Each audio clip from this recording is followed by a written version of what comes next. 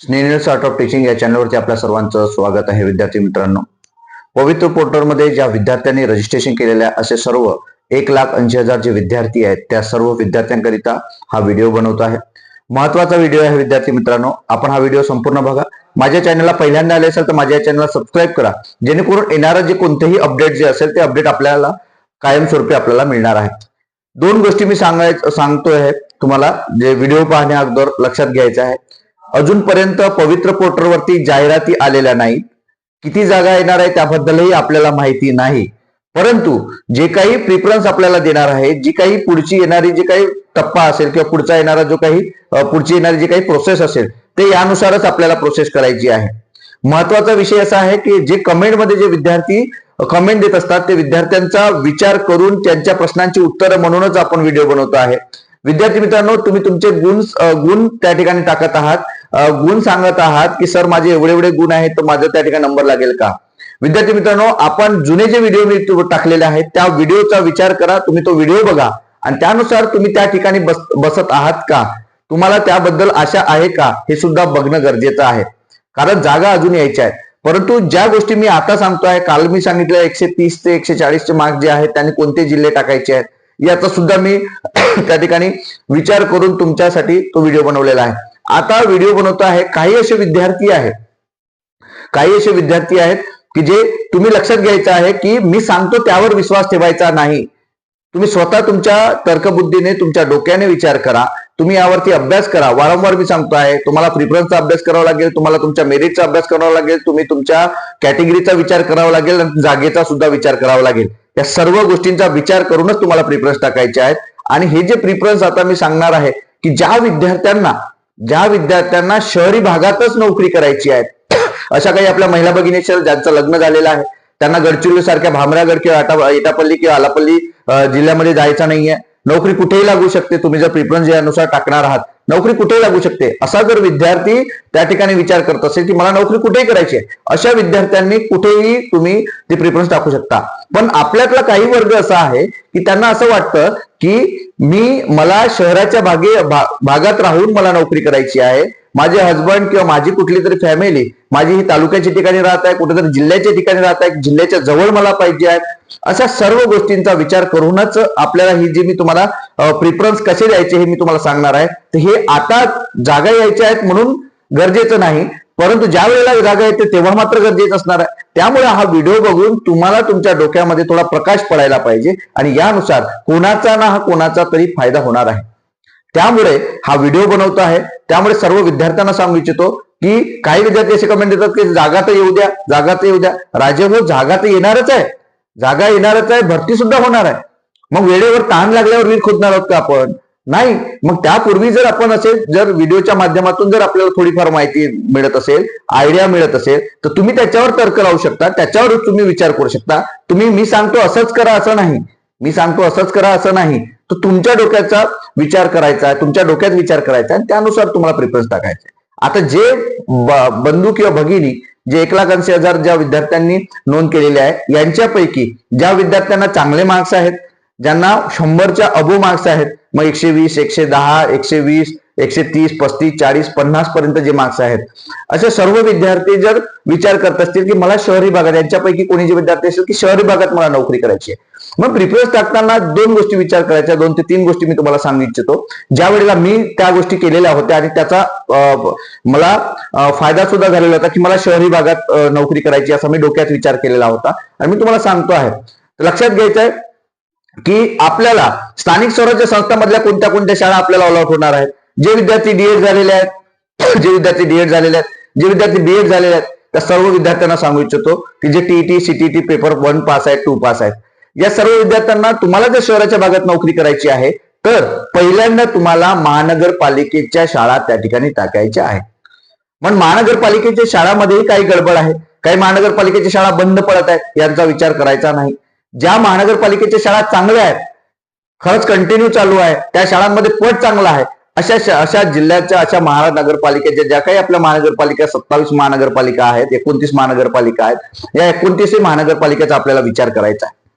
पहिल्यांदा महानगरपालिकेचा जर विचार केला तर महानगरपालिकेच्या शाळा या जिल्हा लेवलला असतात, मेट्रो सिटीच्या लेवलला असतात. त्यामुळे तुम्हाला तिथे राहता येणार आहे.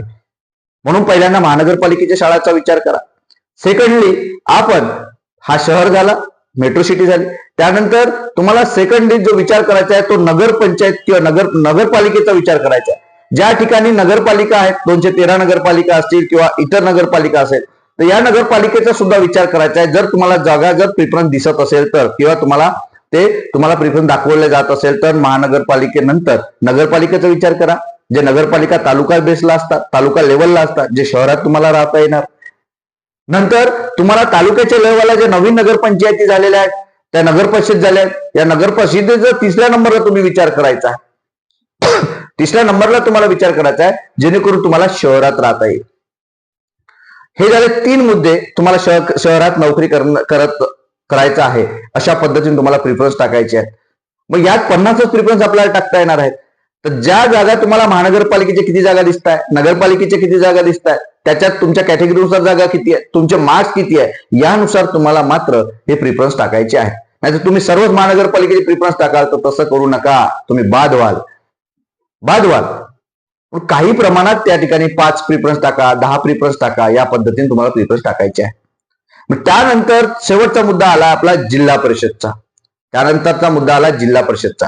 जिल्हा परिषदच्या अगोदर एक विचार करायचा आहे का तुम्ही ज्या जिल्ह्यातल्या, जसं सातारा जिल्ह्यातले रयत शिक्षण संस्था असतील, याचा जर तुम्हाला विचार करायचा असेल तर हे सुद्धा चांगल्याच गावामध्ये या शाळा आहेत.